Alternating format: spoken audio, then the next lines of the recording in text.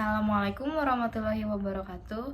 Halo Bu Ajeng, saya Franska Klarin dari kelas 12.1 nomor absen 15. Di sini saya akan memenuhi tugas saya dan saya akan mempresentasikan dan menjelaskan mengenai materi evolusi. Nah, jadi langsung saja. Evolusi dalam kajian biologi berarti perubahan pada sifat-sifat terwariskan suatu populasi organisme dari satu generasi ke generasi berikutnya. Nah, perubahan-perubahan ini itu disebabkan oleh kombinasi 3 proses utama. Yang pertama ada variasi, yang kedua ada reproduksi, dan yang ketiga ada seleksi. Nah, di sini terdapat gambar mengenai manusia yang berasal dari kera. Ini fun fact-nya itu tidak. Jadi jawabannya itu tidak. Fun fact-nya ini bahwa kera dan manusia ini memiliki tingkat kemiripan yang hampir sama pada nenek moyang, sehingga banyak orang zaman dulu mengatakan bahwa manusia berasal dari kera. Itu jawabannya tidak, karena jawabannya yang tadi yaitu memiliki tingkat kemiripan pada nenek moyang. Dan mengapa kera ini memiliki spesies yang berbeda-beda, itu karena dari perbedaan makanan, juga tempat tinggal yang dahulu, sehingga mengakibatkan perbedaan-perbedaan pada bagian muka, pada bagian badan, dan juga pada bagian-bagian mulut-mulutnya, sehingga mengakibatkan ini memiliki spesies yang baru yang banyak. Nah, juga selanjutnya terdapat mekanisme-mekanisme dari evolusi. Yang pertama ada mutasi. Mutasi ini merupakan perubahan materi genetik atau DNA yang diwariskan secara genetis pada keturunan agen yang menyebabkan mutasi. Itu disebut mutagen. Nah, makhluk yang mengalami mutasi itu disebut mutan. Nah, yang kedua ada seleksi alam. Seleksi alam ini merupakan makhluk hidup yang tidak mampu beradaptasi dengan lingkungannya, ia akan punah.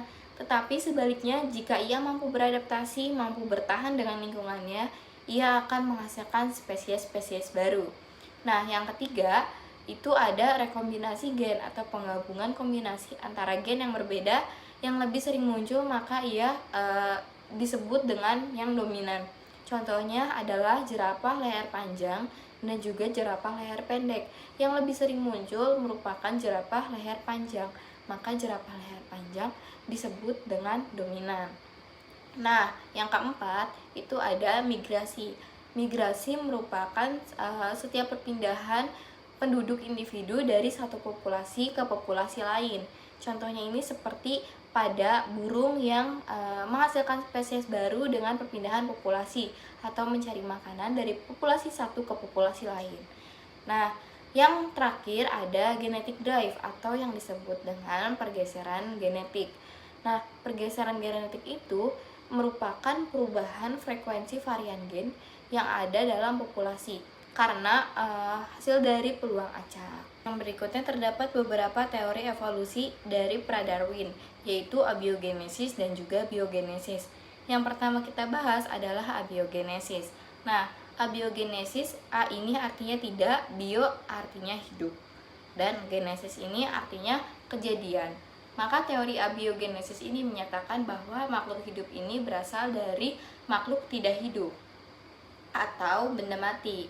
Nah, teori ini itu dikemukakan oleh Aristoteles dan juga didukung oleh beberapa filsuf lainnya, yaitu yang pertama ada Anthony van Leeuwenhoek. Nah, pendapat tentang Anthony ini yaitu pada air tetesan hujan.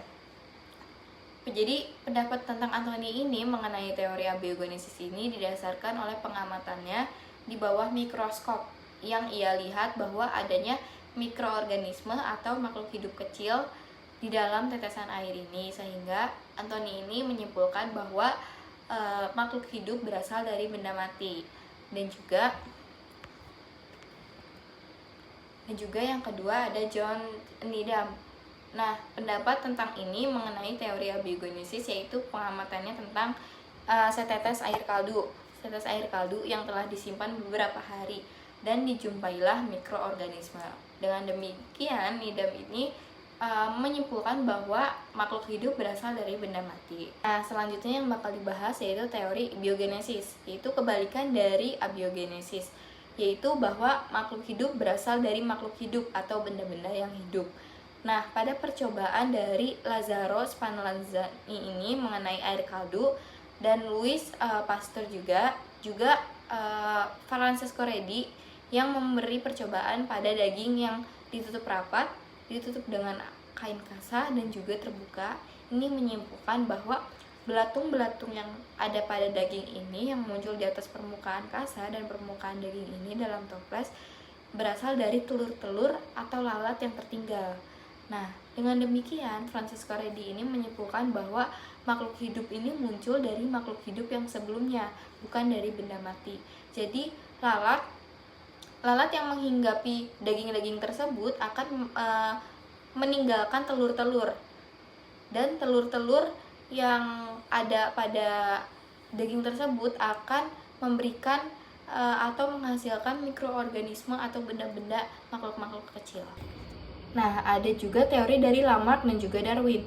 Teori dari Lamarck ini mengemukakan bahwa dulunya semua jerapah ini berleher pendek, tetapi karena dia memakan pepohonan, makan daunan di pohon yang tinggi, maka lehernya tersebut akan menjadi panjang karena dari mereka yang mencari makan di tempat yang lebih tinggi. Tetapi sebaliknya, kalau misalkan teori Darwin ini mengatakan bahwa mereka itu seleksi alam, sedangkan teori dari Darwin ini mengatakan bahwa jika jerapah yang berleher pendek tidak bisa makan atau tidak bisa bertahan hidup atau tidak bisa beradaptasi dengan lingkungannya, maka ia akan punah. Tetapi jika yang leher panjang bisa makan dan bisa beradaptasi, maka dia akan menghasilkan spesies-spesies baru. Nah, teori dari Darwin ini mengemukakan mengenai seleksi alam yang ada pada jerapah. Nah, yang berikutnya ada beberapa bukti dari evolusi.